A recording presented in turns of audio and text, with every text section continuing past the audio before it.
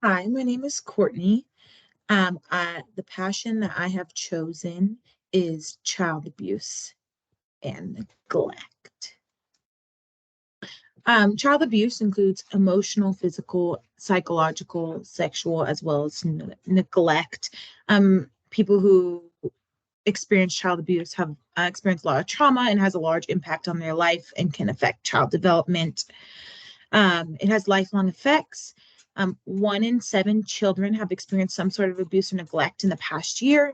In 2018, 62% of children placed in foster care were removed due to abusive neglect. Over 160,000 children in the US have experienced this. Some risk factors include exposure to community violence, disabilities, children who have been bullied, history of abuse or domestic violence, and substance abuse or maternal depression in the household. Here's a graph of number of cases of child abuse in the US in 2020. The connection to my passion is that I have seen the direct effects of children who have been abused and neglected. I worked in foster care, adoption, and juvenile detention center where I saw children who were abused and in turn ended up in the system. Resources need to be more readily available for children who have experienced abuse, more education and awareness around the issue, and we need to be able to identify how it may be happening to children around you and recognize potential risk factors and create interventions.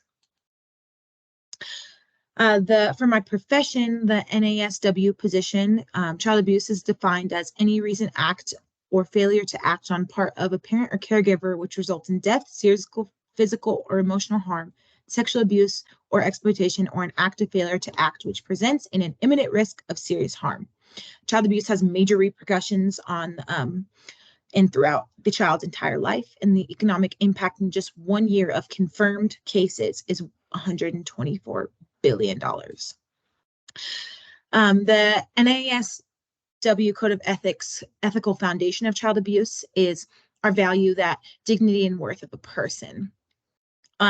We have to restore the dignity and worth of the child and make it known to that child that they are important. Social workers must treat this child in a loving manner, make it known that they are loved and important, and make sure this is restored in a child. Another one is the value of human relationships. It's so important to utilize human relationships within working with a child who has been abused or neglected.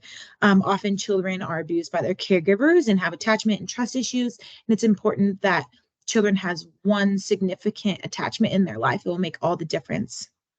And social workers need to strengthen this. Some arguments that people have on child abuse is what counts as child abuse, whether it's a serious problem, what effects does the child abuse have on a child, and how should the legal system respond and create intervention and prevention. For example, the biggest argument is what is discipline and what is abuse. One of the biggest arguments through that is if spanking is an abuse or if it's discipline, and a lot of it goes along with cultural views. Some issues of intersectionality is the lack of resources and discrimination towards specific populations. We need to consider gender and race disparities in the child protection decision making. We have to address discrimination that affects children and their families in relation to child abuse, neglect, and removal. We need to have access to resources for certain demographics and people in poverty, again, as it relates to keeping children in the home and things like that. My policy I picked was changes related to the federal Family First policy. This is in Colorado. My bill is Colorado's statutory provisions as it relates to foster care prevention services in the context of the Family First Prevention Services Act. This is a federal policy that was passed in 2018. This specific bill in Colorado puts in place the requirements that allows the implementation of this federal policy and addresses the funding for this in Colorado. This policy reduces congregate care, uses the funding from congregate care for other resources for these youth to stay in the home and in the community and keep the most family-like appropriate settings for their needs. And yeah, it ensures children are placed in the least restrictive placements if out of home. It uses the federal funding to be used for treatment programs, and determines what these programs are as well. Some major objectives of this bill is keeping children in their homes longer, providing more resources, adding more requirements and eligibility for congregate care, therefore taking away funding for it, building capacity of communities, and supporting children and families in the community, and dividing out Colorado's federal funding to properly implement the Family First Services Prevention Act. The policy connection to my passion of Child Abuse Connect is the policy is to benefit the best interest of the child who has experienced child abuse neglect. Children in the foster care system are removed due to abuse and neglect, and so it is to help them. Some consequences of SB 2162 is intended consequences are to close congregate care facilities by no longer funding them and increasing the qualifications to be in the homes. Unfortunately, this intended consequence leads to an unintended consequence that children may initially stay in the home longer in unsafe environments to them. Group facilities now must meet criteria as the qualified residential treatment programs. And because there is no funding, the funding is now to help with more services in the home. So then it closes the congregate care facilities. Some unintended consequences are that children may be placed in foster homes and build this attachment and be in there. And then a family member of this child may come up, say this child has never met this family member, and then they are then moved from the attachment of the foster home to a family member that they do not know. There's both sides of the argument, whether or not this is best for the child, whether being a family long-term or keeping that attachment that they have to the foster family. It eliminates federal funding of the placement of child in congregate care. Therefore, again, closes it unless an assessment of that child shows that they need that. Again, congregate care facilities closure, this means it usually separates children in a large sibling group due to not enough families being open to a larger group, and congregate care facilities would have taken them in the past. This policy affects children, families, congregate care facilities, older youth, and foster families. There's more funding, keeping children in their home, benefiting the family and the child. You know, as I said before, it closes congregate care facilities because they no longer have the funding. And it also helps children who are aged out of foster care and gives them more resources. Some issues of intersectionality is the ability to the services accessibility to the services may be hard for certain populations to receive due to the location or socioeconomic status. We have to evaluate if the services are beneficial or if they are keeping the child in the unsafe home for too long. It's also important, some issues that may come is, are these programs and services put in place, are they culturally responsive or not? Some oppositions of this policy are people think that it is limited. It doesn't always support what's best for the child. These services that this policy creates only are 12 months, and that may be longer. As I have seen, there's lots of cases that go much out more than 12 months. It also may lead the children being diverted from foster care and placed in kin, and unfortunately kin gets a little bit less resources than foster care. Therefore, there's more funding within foster placements and maybe more beneficial to the children. This is the timeline of the bill. The federal policy was originally passed in 2018, and then in 2020, this specific bill was introduced in Colorado to properly implement the federal policy in the state of Colorado. It had 4 revisions. and was finally signed in July of 2020. The legislator that I picked is Ken Ransom. She's a legislator of Colorado, representative of District 44 in the Colorado State House of Representatives. She is a Republican.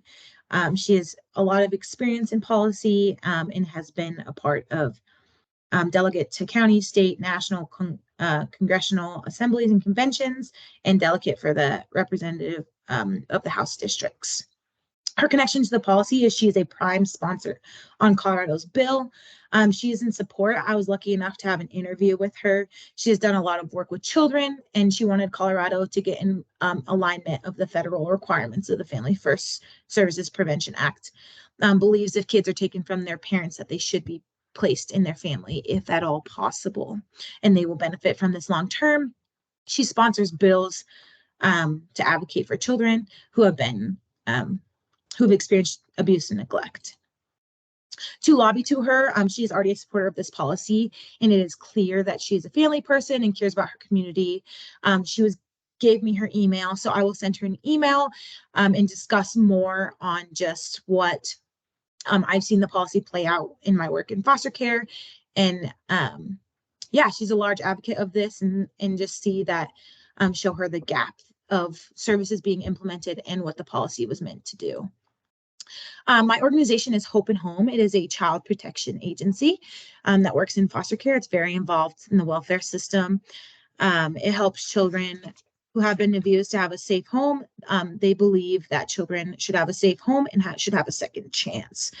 They have a lot of community-based collaborations, in the Department of Human Services being the largest one.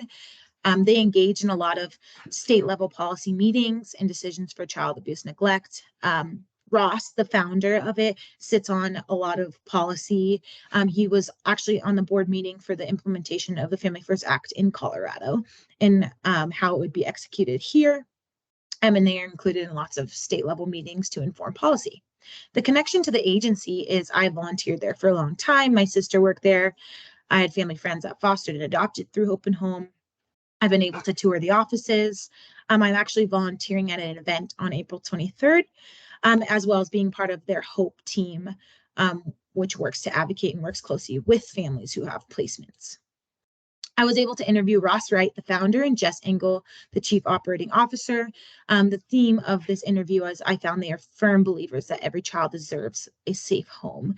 They believe that my policy is a very good thing, but the state is struggling to implement it. The idea of the policy is beneficial, but there is a gap between resources and the implementation of the policy.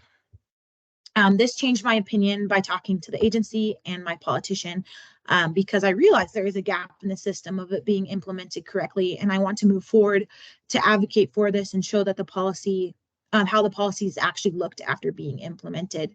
It's important not to just pass a policy and move on, but to continue to analyze and evaluate it. I want to advocate for the children I work with, ensure that the county is following this act and being able to meet the needs of the children through these services that are now provided. Overall, I learned that once a policy is passed, it's important to continue engage. It's important to have adequate resources and work with, not just for, working with in efforts to ensure it's being implemented fully, and working on the front lines and being an advocate and fighting for these resources and services needed that these children need. Some next steps are reaching out to the Family First implementation team in Colorado to discuss services that I see lacking, and just suggest some services that I may see beneficial to the children. As social workers, I think it's important to always enhance our knowledge and skills, work to protect children, and obviously restore their dignity and worth as a person and empower them. I want to find, social workers need to continue to find and build resources and services needed for these children, and work at a micro, meso, and macro level to prevent child abuse before it happens, by educating and supporting families in need. Next steps for me as it relates to my passion is I want to work towards eliminating the problem at the root issue and having resources that these people may need and fighting for those resources, as well as advocating and building resources for family in need. I work in foster care, and I will continue to work and advocate for these children as well. Thank you.